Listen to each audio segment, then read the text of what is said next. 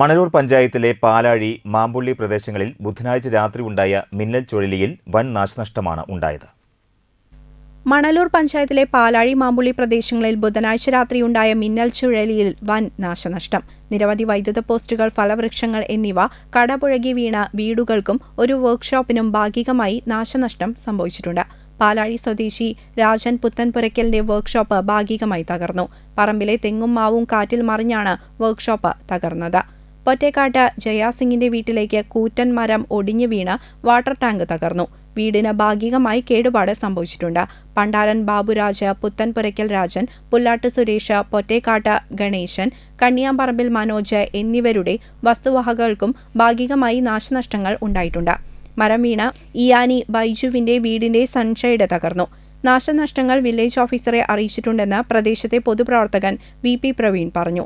ബന്ധപ്പെട്ട ഉദ്യോഗസ്ഥർ സ്ഥലം സന്ദർശിച്ച് ആവശ്യമായ നടപടിയെടുക്കുമെന്ന് ഉറപ്പു നൽകിയതായും അദ്ദേഹം വ്യക്തമാക്കി.